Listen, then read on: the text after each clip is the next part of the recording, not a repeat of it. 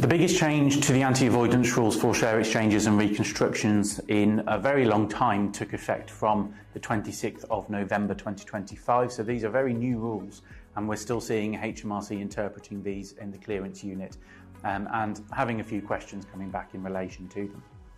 So the commercial purpose test has gone, the 5% de minimis limit has gone, the case law that underpins a lot of the clearance applications that we put in has largely been swept aside by these new rules. So this is the final week of 6 videos in which I talk through demergers. So if you've missed any of those where I've talked through the reliefs and the different types of demergers that we could look at, feel free to check those videos out. Until the 25th of November 2025, Section 137 had 2 limbs. The exchange or reconstruction had to be carried out for bona fide commercial reasons and not as part of a scheme or arrangement to avoid capital gains tax or corporation tax, and the rules didn't apply to shareholders holding less than 5%.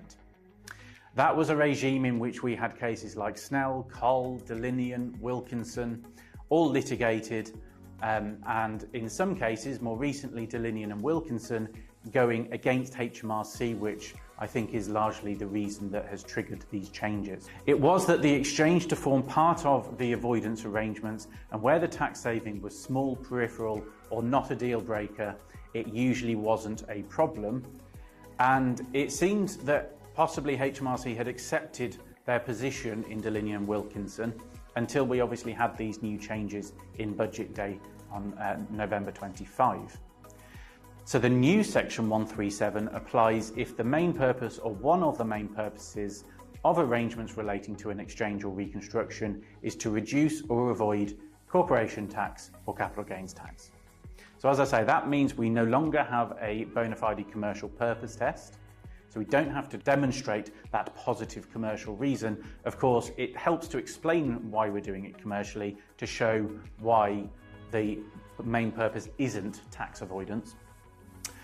We've also lost the 5% de minimis test, which in theory means that this could apply to any of the shareholders, and HMRC can now respond on a just and reasonable basis when they do a counteraction, which means that if there is just one single step within the demerger that they find in any way abusive, they can just apply a counteraction to that single step.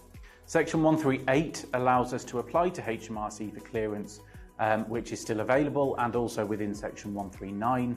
But HMRC withdrew the old guidance a while ago, where they used to suggest that they would mention technical conditions that they think may not be met. Now they say they do not have the capacity to deal with that. They are only looking at the question in front of them, which is tax avoidance a main purpose? So we need, as advisors, to be comfortable that we either have a share exchange or we have a scheme of reconstruction. That is not HMRC's job to consider that in the clearance response. The old test has gone in terms of the commercial purposes. However, that still remains in Section 75 and Section 77 of the stamp duty reliefs. So not completely gone. When we're applying for relief, we have to still explain to the Stamp Office what the commercial purposes are. And the same applies for the corporate intangibles relief, Section 831. So just be aware that yes, the capital gains tax reliefs, we're not concerned about commercial purposes. We are concerned for those other taxes. So there's a lot that I've covered in the previous 6 videos. Obviously, if you need any assistance or have any questions in relation to any of them, I'm always happy to assist. HMRC clearances, though, are something that are almost fundamental, I think, to the transaction. We need to build in HMRC clearances to the transaction timeline. They have 30 days to respond to a statutory clearance. So we normally do get responses reasonably quickly, but of course, if HMRC haven't understood the transaction, or if they have more questions or don't particularly like the transaction, we'll often get questions back, and therefore the better the clearance application is drafted in the first place to preempt the types of questions that we commonly see, the better in terms of ensuring that the demerger can progress as quickly and efficiently as possible.